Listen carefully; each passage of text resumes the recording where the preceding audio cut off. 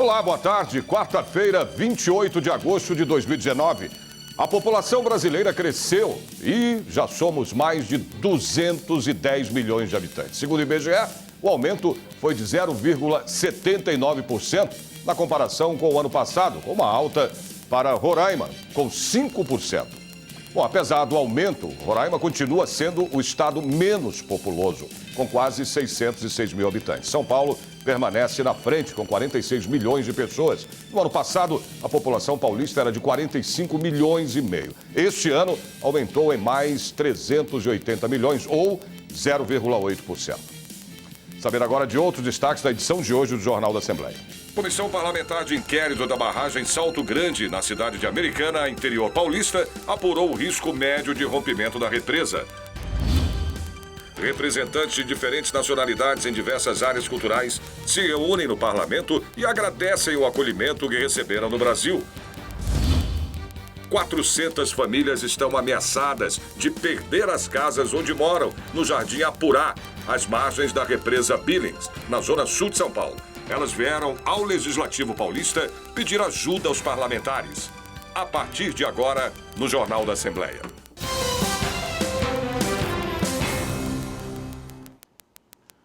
O ex-reitor da Universidade de São Paulo, Marco Antônio Zago, é ouvido na reunião da CPI das Universidades Públicas. As informações agora com a repórter Caterina Schutt.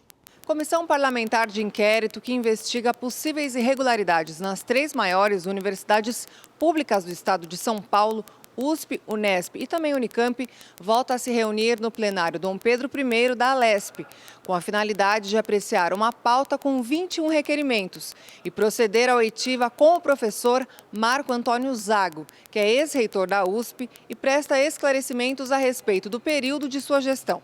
Lembrando que o presidente desta CPI é o deputado Wellington Moura, do Republicanos. A Comissão Parlamentar de Inquérito do Remédio Popular confirma rastros de corrupção denunciada pelo Ministério Público. A investigação, que já tinha encontrado indícios de superfaturamento, é de possível prejuízo à fundação, revelou contradição entre os acusados. O ex-gerente administrativo da FURP não quis gravar entrevista, mas foi interrogado pelos deputados da CPI durante quase 2 horas. Francisco Caravante disse que entrou na Fundação para o Remédio Popular de Américo Brasiliense em 2010, através de um convite feito pelo então coordenador de assistência farmacêutica da unidade, e ficou na gerência administrativa por 3 anos. Caravante afirmou que a fundação já começou a funcionar com baixa produção e que o contrato para uma parceria público-privada foi pensado para aumentar o portfólio de produtos. A nota técnica de concessão, a nota técnica que leva à concessão é o aumento de portfólio, porque a FURP tinha um portfólio bastante reduzido. A indústria farmacêutica depende de produtos e a FURP tem, e até hoje tem, um portfólio bastante reduzido. Hoje, Caravante é gerente de Relações Institucionais da CPM, concessionária paulista de medicamentos, que integra a parceria público-privada com a FURP. Ele foi questionado pela deputada Beth Saão, do PT, sobre a baixa produtividade atual da CPM, que gira em torno dos 25% de toda a sua capacidade. Argumentou que a concessionária apenas obedece à demanda de produção que parte da própria Secretaria Estadual de Saúde, mas o argumento causou estranheza entre os parlamentares. E é sempre importante destacar que a FURP estava mal das pernas, então vamos resolver, como é que nós resolvemos isso? Não, vamos fazer uma PPP. Olha, a FURP poderia ter sido muito mais bem gerida, né, de uma forma otimizada, produzindo aquilo que ela precisa produzir, num custo razoavelmente tolerante para o Estado, mas o problema é que houveram erros de condução. O que nós não podemos é penalizar o consumidor final. Além do ex-gerente administrativo, os deputados também interrogaram o ex-gerente de produção da FURP, Adivar Nascimento. Ele entrou na fundação através de concurso público e foi demitido em 2015, mas não soube explicar o porquê nem recorreu da decisão na época. O nome de Adivar aparece em um organograma de um possível esquema de corrupção dentro da FURP e foi apresentado a ele pelo presidente da CPI aqui no plenário. Então o senhor não tem conhecimento nenhum do inquérito lá em que o senhor é... Não, eu não tomei conhecimento desse Só pela imprensa? Eu só tomei pela imprensa que divulgou o nome do Dr. Flávio e o nome do engenheiro Ricardo Mafuz. Eu nem sabia que meu nome estava citado, honestamente falando aqui para o senhor. Entendeu? Tem um organograma da corrupção aqui do Ministério Público. Pois é. Seu nome está aqui. Pois é. Está aqui. E a ligação é grande. O senhor seria realmente a pessoa que estaria resolvendo muito problema lá. O ex-gerente de produção se demonstrou surpreso. Em nenhum momento eu fui chamado para nenhum tipo de esquema de corrupção ou qualquer coisa dentro da FURP, né? Em nenhum momento. Em um outro trecho, o deputado Edmir Chedi questiona a relação de Adivar com o ex-superintendente da FURP, Flávio Vormitac. Vormitac é citado em depoimentos de executivos da Camargo Correia em um possível acordo para recebimento de propina. O senhor foi sócio do Vormitag, né? Fui. Essa amizade é longínqua, vinha de muito tempo? Não, nos conhecemos na FURP. E aí resolveram montar uma sociedade. Quando saímos, certo, havia uma possibilidade disso. Qual é o interesse seu nessa empresa? Porque, segundo os registros oficiais, o senhor ainda detém hoje lá uma participação de cotas no valor de R$30 mil. Exatamente o valor dos outros sócios. Leonardo Gordilho Vormitag, que é o filho do Vormitag, é isso? Porque ele era sócio e saiu em algum momento. E a fábrica e a empresa continua ativa, e o outro sócio é o Damião Amaral da Silva. Então é seu sócio. A relação que o senhor tinha não era só lá, o senhor virou sócio dele, né? O senhor percebeu que o senhor omitiu em algum momento? Não omiti. Não, o senhor omitiu. O senhor conhece da onde? Conheço. Pô, o senhor virou sócio dele e não se lembra de falar que virou sócio dele? Não falei que ele era sócio. O presidente da CPI disse que os depoimentos até aqui têm sido contraditórios. Todos que vieram aqui deixaram lacunas, né?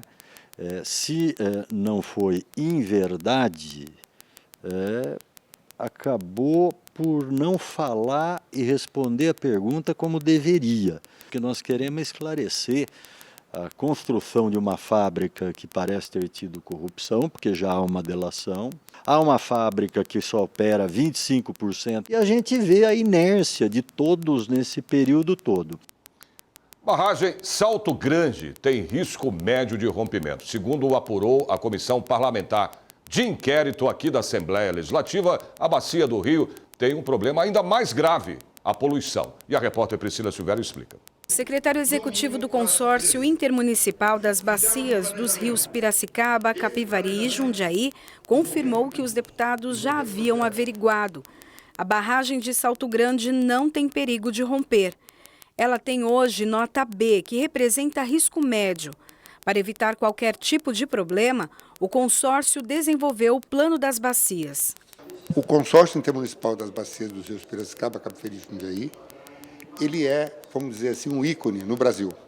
Ele foi fundado por aquela região, que é a região, vamos dizer, de Campinas, de Piracicaba, de Jundiaí, onde existem 76 municípios, e ele foi construído lá em 89 para que os municípios tivessem ações conjuntas, para que o mesmo município não contratasse o mesmo projeto e que tivéssemos força nas negociações, quer sejam com as assembleias ou com os organismos.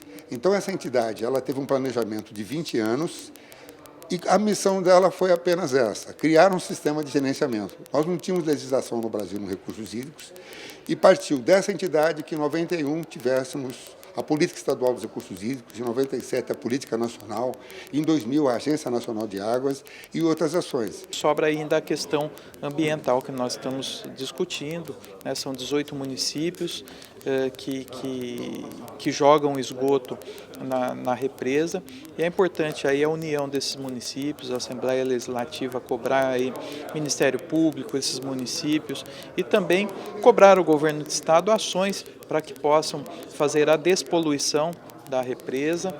De acordo com os depoimentos feitos à CPI até agora e a entrega de documentos, a barragem de Salto Grande não corre o risco de romper. Mas um outro problema foi encontrado.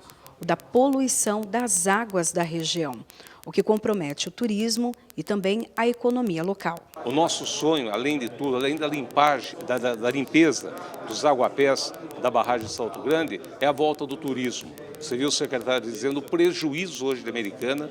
Ali nós tivemos desemprego, comércio fechando, final de semana recebia milhares de turistas. O secretário de Meio Ambiente do município de Americana, que também participou da reunião da CPI, falou que tramita na Câmara Municipal da cidade o Plano Diretor de Desenvolvimento Integrado, que vai dar direção administrativa a toda a região. Nós estamos aguardando o entendimento deles, nós estamos recebendo um a um, sem a interferência dos poderes, para que todos tenham o conhecimento, para que possam votar, fazer as suas inferências, as suas críticas, de uma maneira muito consciente, porque o que nós consolidarmos ali vai reger durante muito tempo a vida do americanense, não só nessa, mas também nas próximas gerações. Com essa CPI, não só cobrar, mas auxiliar os municípios, os prefeitos, a encontrar uma solução de melhorar a condição do saneamento na região da bacia do PCJ. É essa a contribuição na questão do esgoto. Na questão da barragem, pelos depoimentos dos técnicos, nós estamos já com elementos para fazer um relatório onde possamos, dessa forma, através da declaração e documentos que eles apresentam, dar segurança à população.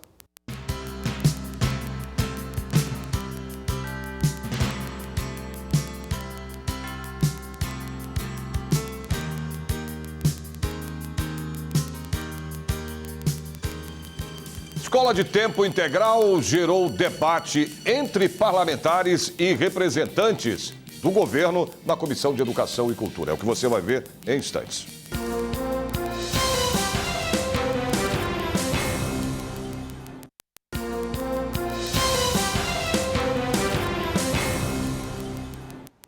Representantes de diferentes nacionalidades se encontraram aqui na Assembleia Legislativa para celebrar o acolhimento que o país deu a várias culturas. Edgar Vilar se mudou para o Brasil há 20 anos. Ele trabalha com gastronomia e trouxe para os brasileiros o gostinho peruano. Eu estou muito emocionado por o prêmio que estou recebendo. Isso me motiva mais a seguir trabalhando aqui em Brasil, defendendo a cultura e também a gastronomia, que é a área que eu trabalho. Edgar foi um dos 13 homenageados pelo CONSCRE, Conselho Estadual Parlamentar das Comunidades de Raízes e Culturas Estrangeiras. O CONSCRE foi criado pela mesa da Assembleia Legislativa de São Paulo por meio da Resolução 817 de 2011, com o objetivo de integração, sociabilização e amparo às comunidades e descendentes de estrangeiros que vivem no estado de São Paulo. O Brasil nos recebeu, não só nós os russos, mas recebeu várias comunidades, imigrantes, e nos deu a oportunidade de mostrar a nossa cultura. Eu toco piano, eu tenho um coral, que meu pai começou há 30 anos atrás, então nós continuamos até hoje, eu espero continuar mais ainda e espero que as próximas gerações continuem. Peter Liu é praticante da medicina chinesa e compartilha os conhecimentos pela internet para mais de 1 milhão de seguidores. Essa homenagem é um combustível para a gente, é um grande incentivo para a gente fazer essa família como o Brasil, né? Que todos os brasileiros, eu fiquei aqui 28 anos, sempre fui muito amado. Eu estou fazendo no YouTube, recentemente 1 milhão de inscritos, estou retribuindo um pouco desse amor. É muito pouco para mim, né? Mas eu vou fazer mais como fosse uma biblioteca, né? Mesmo eu morro amanhã, mas a pessoa continua a ser beneficiada. E esse reconhecimento é um reconhecimento, essa homenagem só vai ser como uma força para mim e continuar fazendo o bem. Esse encontro acontece desde 2007. Neste ano, 15 nacionalidades marcaram presença. Todos gratos pela maneira em que o Brasil recebe, abraça e agrega tantas culturas diferentes. O Brasil sempre recebeu de braços abertos a comunidade judaica. Nunca houve perseguição, nunca houve nenhuma restrição a que a comunidade se desenvolvesse. A comunidade aqui desenvolveu escolas, hospitais, creches, lar dos velhos, uma comunidade muito ativa e muito completa. E só temos a agradecer ao Brasil por isso. O Brasil é um exemplo de convivência harmônica entre as várias minorias, entre os imigrantes, e a população local. Depois das homenagens, o grupo se encontrou no Hall Monumental para uma grande festa com comidas típicas. Todos nós devemos muito ao Brasil, né, que acolheu todo mundo e, inclusive, foi aqui que foi construído o país, né? Cada um contribuindo de uma forma ou de outra com a sua cultura, com os seus conhecimentos, com as suas expertises. E aí foram uma influenciando a outra. Nós somos um país multicultural. A Comissão de Educação e Cultura recebeu o representante da Secretaria da Educação. Ele explicou as mudanças que estão sendo implementadas na pasta. Entre elas, investimento no Ensino Fundamental 2, permissão para o ensino noturno e também a possibilidade de professores temporários atuarem em escolas de tempo integral. A reunião começou com uma rápida explanação de como está o processo de implementação do Plano Estadual de Educação. Patrick Tranjan, assessor parlamentar que veio representando o secretário estadual de Educação, Roseli Soares, afirmou que as metas do PEE estão caminhando bem, com pontos que necessitam atenção maior da pasta. Mas, no geral, a impressão da secretaria em relação ao cumprimento das metas é positivo. A versão paulista do Plano de Educação começou a vigorar em 2016 e tem ao todo 21 metas. Entre elas, a erradicação do analfabetismo, melhoria de salários de professores e profissionais da educação e a continuidade da escola de tempo integral. A política, como ela era implementada em São Paulo até agora, ela sofre algumas mudanças na gestão do secretário Roseli. Algumas dessas mudanças, a gente vai fazer um forte investimento também no Ensino Fundamental 2, como forma de trazer a continuidade do ciclo, não investir só no ensino médio. Vai ser permitido o ensino noturno nas escolas, que tem essas turmas de noturno. Vai ser permitido que as turmas de EJA continuem nas escolas. E aí, pensando que os estudantes que estão no noturno e estão no EJA são estudantes mais vulneráveis, que a gente não pode fazer o deslocamento deles, é importante que eles permaneçam nas escolas. E também professores temporários também vão poder atuar nessas escolas de tempo integral. Fala-se tanto em valorizar o professor. Aliás, é preciso convencer mesmo que sem bom professor não tem boa aula, nem bom ensino. Não é tecnologia que vai resolver isso. Aliás, só se investe em tecnologia. Mas e daí? E o docente? O assunto mais debatido entre parlamentares e pessoas presentes na reunião da comissão de hoje foi a escola de tempo integral, que será mantida, segundo o assessor, representante da Secretaria Estadual de Educação. O deputado Daniel José, do Partido Novo, saiu satisfeito da reunião. Ele ainda falou do projeto de lei 855 de 2019, de sua autoria, que premia cidades com melhor desempenho na educação. E afirmou que a escola de tempo integral é um acerto, com resultados positivos para os alunos, pais e professores. É muito importante que a gente consiga expandir as escolas de tempo integral, não só ensino médio, mas ensino fundamental 2. Lembrando que o salário dos professores aumenta em 75%. Então, o salário médio da rede de um professor de 40 horas semanais, hoje é R$ 3.500 aproximadamente, passa a ser, com essa mesma carga horária, R$ 6.000. Né? Ele passa a dar aula só em uma escola, ao invés de ter que viajar ao longo do dia de uma escola para outra. Isso não permite que ele prepare a aula, que ele acompanhe os alunos. A presidente da Comissão de Educação, a deputada professora Bebel, do PT, se preocupou com o que foi colocado pelo governo do estado e ainda propôs novas formas de ensino de tempo integral. O problema é que a escola de tempo integral ela está focada no ensino médio. Por que não no ensino fundamental? Por que não na educação infantil? Por que não? Porque ensino médio é a terminalidade da educação básica, quando o jovem já está escolhendo o que ele vai ser, o que ele vai, se vai fazer um Enem, se vai para o ensino profissionalizante ou junto.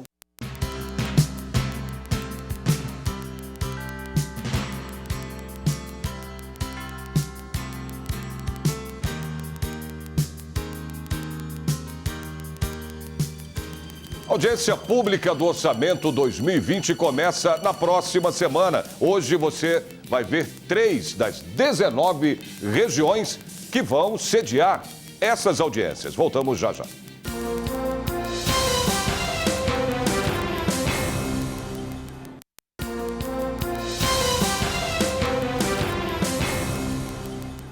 O deputado Carlos Gianazzi, do PSOL, abraçou a causa dos moradores do Jardim Apurá, que há 40 anos ocupam grande área próxima às margens da represa Billings, que fica na zona sul da cidade. 400 famílias ainda não sabem, vão deixar o local e não sabem para onde vão. A comunidade do Jardim Apurá lotou o auditório Teotônio Vilela da Assembleia Legislativa. na audiência pública convocada pelo deputado Gianazzi, para cobrar soluções do impasse das famílias que precisam deixar áreas próximas aos mananciais da Billings e que representam risco à segurança dos moradores. Então a gente vai fazer o quê? A prefeitura veio, botou um papel na minha porta, vai fazer o quê comigo? Vai me pôr aonde? O Residencial Espanha, o maior do conjunto programa Minha Casa Minha Vida da capital paulista, era a esperança de quem sonhava com uma nova moradia na região.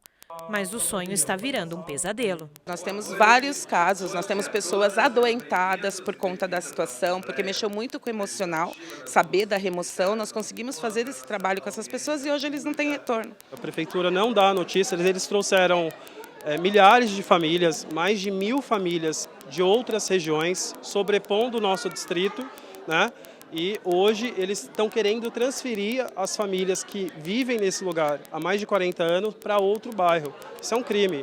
A gente espera que nesse último condomínio a ser entregue, resolva-se o problema do Jardim Apurá, deixando seus moradores no Jardim Apurá. Esses moradores têm o direito de morar onde eles já estão morando, porque eles estão ali, trabalham na região, estudam na região, as crianças frequentam os equipamentos, poucos equipamentos públicos que existem ali, então é um absurdo o que eles estão fazendo com essas famílias. Por isso que nós estamos aqui na Assembleia Legislativa hoje, com os moradores, com as lideranças, para pressionar o governo a resolver essa situação. A possibilidade de que muitos moradores do Jardim Apurá tenham que se mudar para outros bairros contraria acordo firmado entre Defensoria Pública e a Prefeitura da capital. O juízo tinha fixado um prazo de 15 dias e a municipalidade, ao invés de oferecer os documentos, pediu uma reconsideração. A Defensoria está com prazo aberto novamente, a gente vai insistir até com um pouco mais de vigor e de severidade no sentido de cobrar multa e até litigância de má-fé, uma vez que a Prefeitura não cumpre o seu papel processual de oferecer as informações. A comunidade espera que a pressão dos parlamentares, da Defensoria e dos moradores consiga manter a comunidade unida no Jardim Apurá. É uma vida consolidada ali, os vizinhos, né, os amigos, as crianças na escola, o ambiente da escola é o mesmo há muito tempo, há muitas gerações para muitas famílias. Eu mesmo estou na 3ª geração no mesmo bairro e se eu tiver que sair do meu bairro para ir para outro lugar, eu acho que isso é um crime contra os moradores do Jardim Apurá. A gente espera que a Prefeitura reavalie essa situação e que, de fato, conduza as famílias que tiverem que sair, de fato, porque estão em área de risco, para o Residencial Espanha e que se urbanize todo o restante do bairro. As audiências públicas do Orçamento 2020 começam na semana que vem. Elas vão ajudar as cidades e municípios paulistas a conhecer as principais necessidades das regiões, como Piracicaba, Sorocaba e Campinas, que vão sediar 3 das 19 audiências públicas agendadas. A reportagem é do Maxwell Figueiredo. A região metropolitana de Campinas é composta por 20 municípios. É a segunda maior em população, com mais de 3 milhões de habitantes, de acordo com a estimativa do IBGE. A região ocupa importante posição econômica em nível estadual e nacional. Quase 10% do PIB do estado de São Paulo é gerado da região de Campinas, que se destaca por possuir um parque industrial moderno e diversificado, o aeroporto de Viracopos, o segundo maior do país em transporte de carga, estrutura agroindustrial com expressiva especialização e polo educacional, onde se destaca a Universidade de Campinas. A educação está entre as prioridades da região, que espera que o orçamento do estado contemple maiores investimentos nessa área. É importante destacar que esse recurso também é utilizado pelas universidades para pagar os aposentados, ou seja, os aposentados das nossas universidades saem da nossa folha de pagamento é integralmente paga pelas universidades e, em muitos casos, como no nosso da Unicamp, praticamente 20% desse orçamento a gente utiliza também para a área de saúde, que atende uma população de mais de 6,5 milhões de pessoas. Então, esse recurso é um recurso muito bem utilizado, muito bem administrado e é fundamental para o desenvolvimento do país. Saúde e mobilidade urbana também esperam por mais verbas do orçamento estadual. Fazer a descentralização de uma discussão tão importante como o orçamento estadual, mais de 230 bilhões de reais arrecadados pelo Estado, nós precisamos trabalhar, fazer com que o governo do Estado ele faça a distribuição justa a todos os municípios. E o que nós temos defendido é exatamente isso, né? Investir mais no município, fazer um trabalho mais municipalista. A região metropolitana de Sorocaba é composta por 27 municípios, de acordo com a estimativa do IBGE. Os mais de 2 milhões de habitantes representam quase 5% da população do estado. Sorocaba possui posição geográfica estratégica. Está entre as duas regiões metropolitanas do país, São Paulo e Curitiba, e faz divisa com a região de Campinas. 12 municípios da região estão localizados ao longo das importantes rodovias Castelo Branco e Raposo Tavares. Economicamente, destaca-se pela produção industrial altamente desenvolvida, com predominância dos setores metal mecânico, eletroeletrônico, têxtil e agronegócio. Tem papel relevante na produção estadual de minérios como cimento, calcário, rocha ornamental, brita e argila. Saúde, infraestrutura, meio ambiente e educação estão entre as prioridades da região para a elaboração de emendas ao orçamento do estado. É um momento em que a Comissão de Finanças e Orçamentos, os deputados, poderão ter esse olhar daquilo que o cidadão precisa e, mais ainda, levar as demandas para cada região. Quero aproveitar e convidar todos da cidade de Sorocaba para participar das audiências públicas que nós teremos lá em Sorocaba. Nós vamos levar, inclusive, reivindicações nossas. A região metropolitana de Piracicaba é composta por 21 municípios que somam aproximadamente 1,5 milhão de pessoas, de acordo com estimativas do IBGE.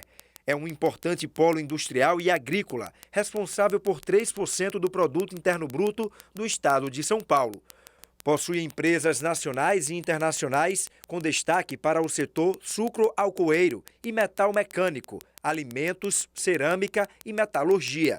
Possui posição geográfica privilegiada que permite fácil acesso ao Porto de Santos e aos aeroportos de Viracopos, em Campinas, Congonhas e Cumbica, na capital paulista. Saúde e educação estão entre as prioridades que a região espera ver atendidas na Lei Orçamentária Anual do Estado. Temos muitas demandas. Nosso hospital regional foi inaugurado, hoje ele é comandado pela Unicamp, não está com 100% de atendimento, mas estará. Nós estamos solicitando o hospital Luci Montoro para ser instalado no mesmo terreno do hospital regional e, claro, sempre mais melhorias. Nós já elencamos aí muita coisa para que seja colocado no orçamento do Estado, que todos os anos a gente faz para melhorar a vida da população de Piracicaba e de toda aquela grande região.